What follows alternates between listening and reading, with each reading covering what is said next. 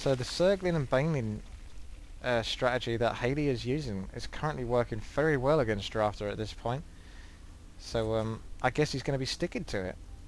Looks that way. He's got himself a lot of Zerglings, he's got himself a lot of Banelings. Here we can see the units being made. He's got more drones than Drafter has SCVs. Difficult to get through here, but maybe he can blow it all up. Oh, not quite.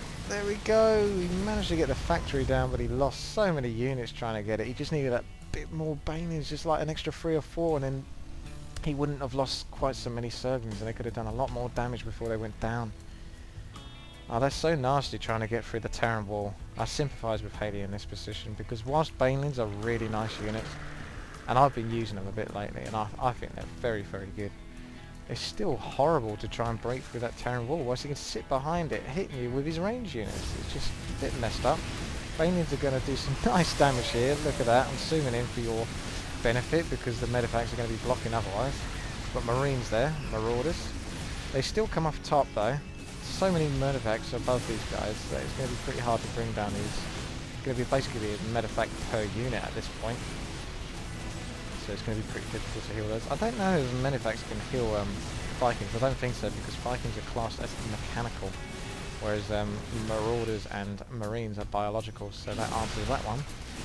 Yep, so Hayley's just lost one of his expansions. Almost looks like he's about to lose another expansion. That's really unfortunate. That was a good move by Drafter. Splitting up his units a bit. I mean, it's so easy just to bring all of your units in one massive group and just keep them all bunched together in one group and just move around that way. But if you're smart, you'll be sending units all over the shop, just hit and run, hit and run. Even if he uses his loses these units, he's still done a lot of damage there by killing like the 5 or 6 drones that were there. That's going to take a while for Hayley to get his economy running again, because he's only really got the 1 expansion at the moment. He's lost 2 essentially, because there's no drones at it. And as you may know, as a general rule of thumb, Zergs usually tend to need 1 expansion to deal with, say, a Terran or a Protoss that have no expansions.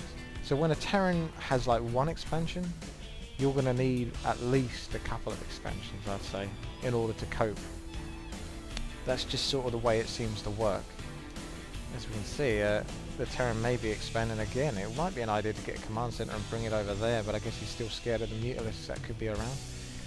Doesn't seem to be his main concern. His main concern seems to be building an army and going in for the kill by the looks of it, and it's going to work off quite well. But we have some Broodlords here that are spawning lots of little Broodlings. You see them? Tiny little buggers. They actually, Broodlings benefit from the damage increases, damage. The upgrades that you can make in the evolution chamber. So they're very good for that purpose, really, because there's not really a point in the game where they're going to suffer to like heavy damage units, because they can also be upgraded themselves. You see, 2-2, so he has 2 armor and 2 extra bonus damage, whatever that was. So yeah, and little units like Broodlings and Zerglings are the best units in the game technically to benefit from damage upgrades, because say for example a Zergling does 5 damage. If you give him the upgrade, he's going to be doing 6 damage. That's a 5th more damage. So say for example you upgrade, say, a Marine or a Marauder. Say a Marauder, they only do 1 more damage. That's only a 10th more damage.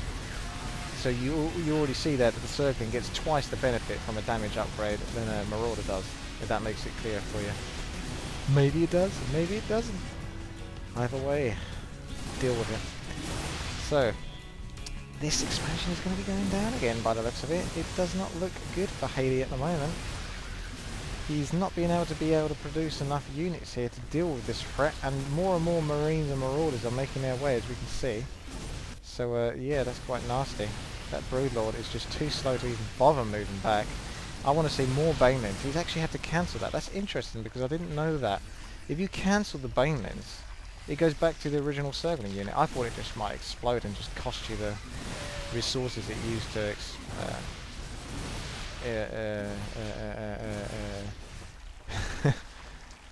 I can't figure the word for it. What the hell? Let's pick a Zergling. Morph, there we go. Well, there you go. Morph into a Baneling. There you go. Got there in the end. So this looks like another expansion is going to be going down. pretty nasty army here. But the Banelings have done some very nice damage there, but they're very, very effective units. I mean, if Hayley had a better food ratio in terms of army compared to Drafter, he'd definitely come up on top if he had a lot more Banelings there. These Banelings are so good. I mean, he still managed to fight off all of these units despite the medevacs being on top, healing them all the time. There's only a couple of Marines and one Marauder left with 11 HP, to be fair. So, yeah. But all the while, even though Drafter doesn't... I mean, I would have thought at this point he would have got himself another expansion. But it looks like he's going all out for army. And it's sort of working out for him, but... I don't know, maybe the macro of Hayley is working out.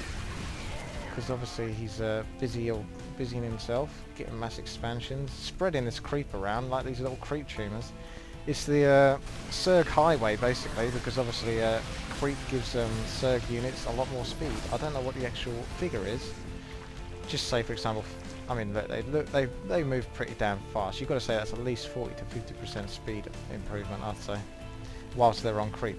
And if you didn't know, creep tumors are invisible. The only way to destroy them is to have an invisible unit detector, basically. Something like a Raven or a scanner sweep. Then you can actually attack the creep tumors, because you can see Drafter didn't even touch that creep tumor, which he could have easily done if he saw it. But he can't. Oh, the Zerglings are going crazy. Crazy little Zerglings. Those damage upgrades allow them to slice through those Marines and Marauders so quickly. So another expansion is going to be going down here. Let's have a look at the little features here, because someone was whining at me about it before.